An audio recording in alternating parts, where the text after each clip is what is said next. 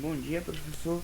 Aqui é o Pedro Brasil. Eu vou apresentar o trabalho de física sobre a luz de ótica.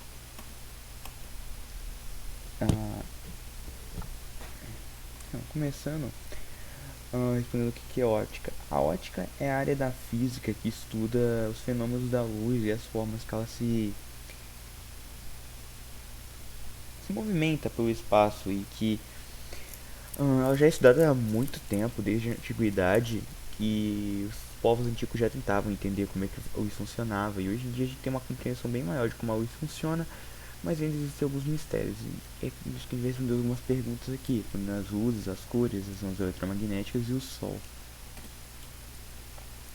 Que a luz é a onda eletromagnética do espectro visível, que existem 7 ondas eletromagnéticas diferentes, mas no espectro visível o que a gente consegue compreender é a luz visível, que é a luz para a gente. Ela é formada por programação de um campo magnético e de um campo elétrico, como pode ser mostrado, não sei se dá para ver no mouse direito, mas isso aqui, ó. Aqui. Isso aqui é uma colônia de plânctons acendendo uma luz que eles podem fazer bioluminescência, o que eu acho bem maneiro, eu coloquei aqui, por exemplo. Aqui no slide do estudo sobre a luz, que tem a dualidade da luz de Huygens e Newton. Newton sempre defendeu que a luz era uma partícula, enquanto Huygens defendia como uma onda. Entretanto, já que o Newton era mais famoso no meio da física, acabou sendo tipo que a luz era uma onda. Entretanto, o Young ele defendeu que a luz era uma onda e fez esse experimento que passava a luz monocromática aqui, aí ia dividindo e tinha as franjas claras, e para isso acontecer a luz tinha que ser uma onda. Mas tinha muita gente ainda que acreditava que a luz era uma partícula e gente que concordava com Young. Foi aí que surgiu a teoria da dualidade da luz, que diz que em certas horas a luz se comporta como uma onda e em certas como partícula. Pode ver aqui tem a onda e aqui é como onda, aqui é como onda e partícula, e aqui é como partícula só, aqui é como onda e partícula.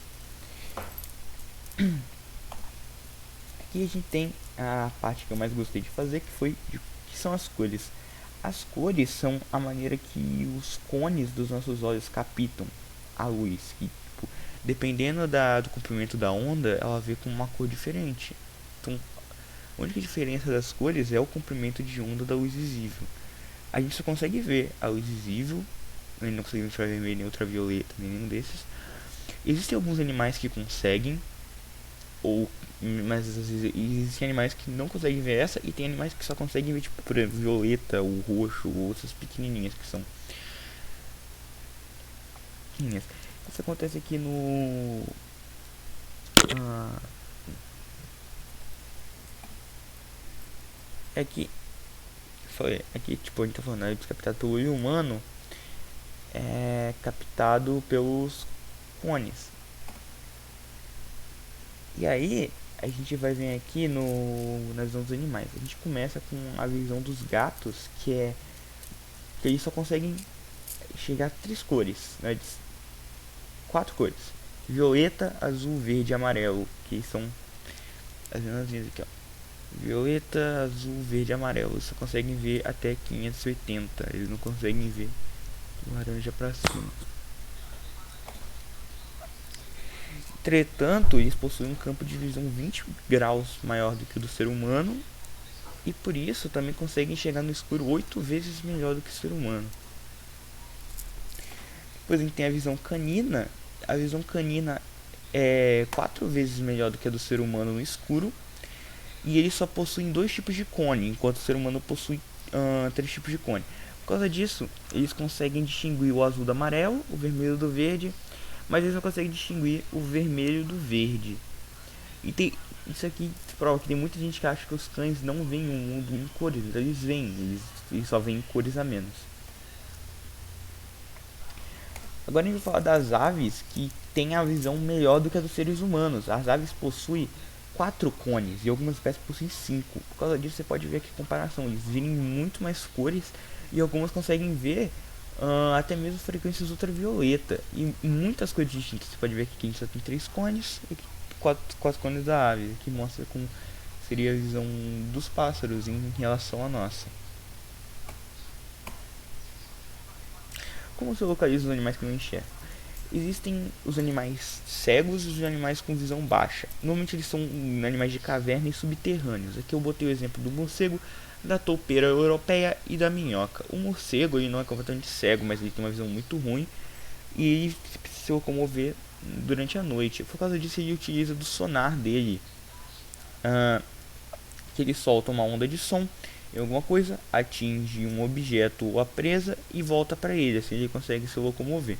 As toupeiras, como elas vivem embaixo da terra, elas não precisam desenvolver a visão, elas se locomovem pelo olfato, e as minhocas podem, entre aspas, ver pela pele, que é bem sensível. Como eu disse no começo, as ondas eletromagnéticas podem ser divididas em 7, que eu vou explicar agora. Primeiro existem as ondas de rádio, que são as AM e FM, também conhecidas como raios hertzianos, e são usados para transmissões de estações de rádio e algumas de TV, no caso da FM. FM é rádio e TV, AM é só rádio. Elas vão para satélites ou de estação para estação e são usadas assim. As estrelas nebulosas também liberam ondas de rádio, por causa disso é possível estudar elas desse jeito. Depois a gente tem o micro-ondas, que é a segunda depois do rádio. A rádio é essa retinha aqui depois dentro do micro-ondas, que é um pouco mais intenso o comprimento. Ela não é ionizante. Ela pode causar alguns problemas nos humanos por causa do micro-ondas. Você não pode ficar quando ela está ionizando. Ela não é ionizante, na verdade. O que acontece é que ela pode interagir com o dipolo elétrico da molécula,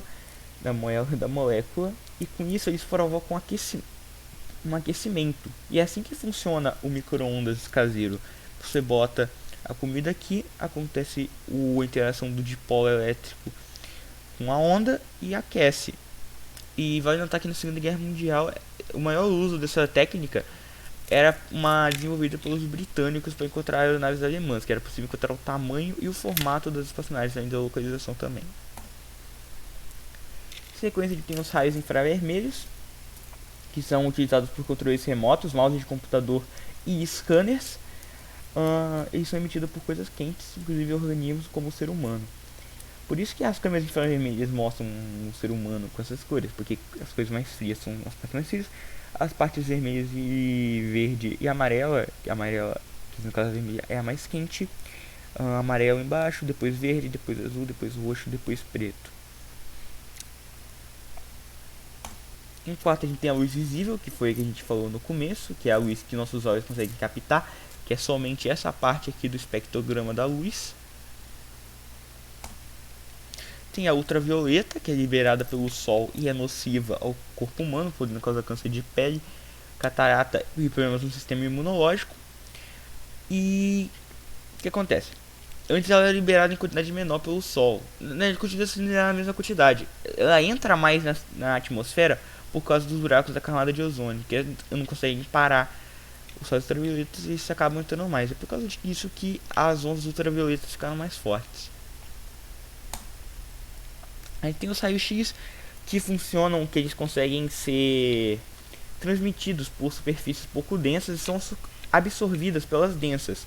Por causa disso que você faz o exame de raio-x, ele passa pela pele e órgãos e chega nos ossos, porque eles são mais densos e acabam absorvendo o raio.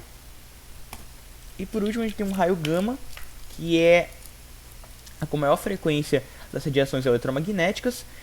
Normalmente são nocivas e são liberados por fissões nucleares. E uma explosão de raio gama pode liberar em 10 segundos mais energia que o Sol já liberou em toda sua existência.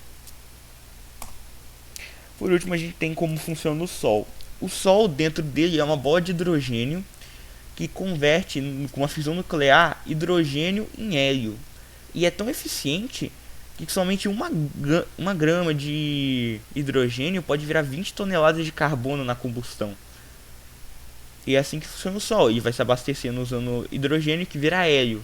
E aí ele libera para todo o sistema solar a energia. E esse foi meu trabalho. Espero que vocês tenham gostado. É isso.